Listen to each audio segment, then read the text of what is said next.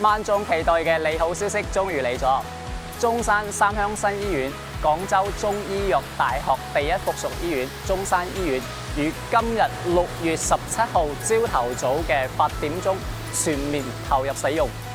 咁以後我哋嘅香港街坊、澳門街坊過嚟三鄉睇醫生就更加方便啦。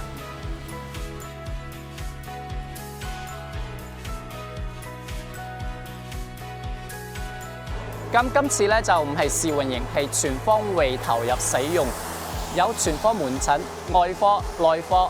婦科、兒科，以及話咧化驗、體檢全部齊全，日常感冒發燒、簡單手術、年度體檢一站式全部搞掂。三鄉離澳門近，嚟香港話咧都交通越嚟越方便，以後都唔需要專程返香港排隊睇醫生啦。喺三鄉呢度咧就有一個咁大型嘅一個醫療中心。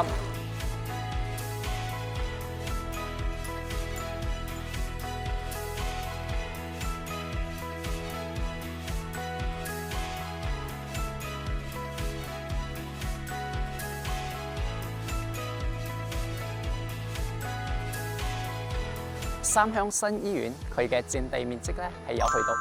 到5.94萬平方米，咁佢嘅建築面積係有去到18.2萬平方米，咁佢嘅建築面積咧就相當於擁有25個國際標準足球場嘅大細嘅。咁佢分為有急診部、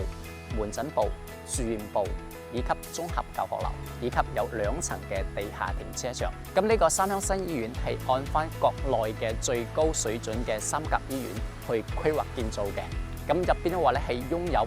800張床位嘅一個設計。咁屆時都會成為成個中山南部地區嘅新嘅醫療中心。成個醫院主要係分為4個主要嘅出入口。咁分別係佢嘅南門出入口啦，咁南門出入口咧係通往佢嘅急診部嘅，咁可以揸車、call 車或者步行都得嘅。同埋係南門嘅門口咧，就係一個公共交通嘅一個巴士站啊，或者係 call 車到南門都比較方便。咁除咗南門，仲有個東一門，咁東一門係對住中山溫泉呢一邊，可以揸車入去，亦都可以步行都得。咁除咗南門同埋東一門以外話咧，仲有一個叫做景觀路隧道嘅出入口。咁呢個出入口話咧係僅限於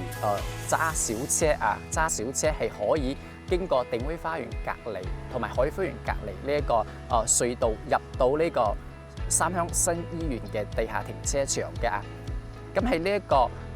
機動車嘅通行時間咧，就朝頭早嘅7點到夜晚嘅個7點嘅。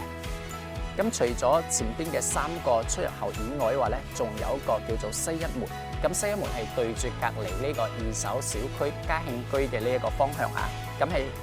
揸小車嘅出口同埋步行都可以出入嘅一個門口。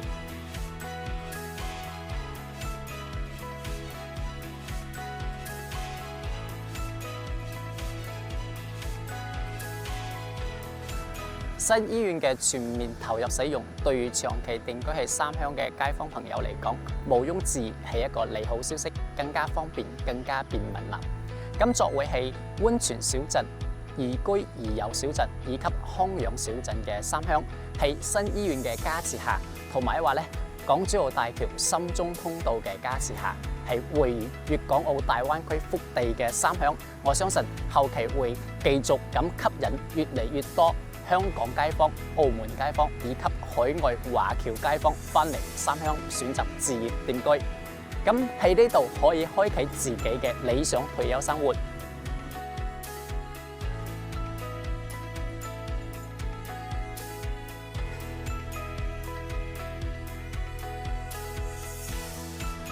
日常生活消費指數低，居住幸福指數高。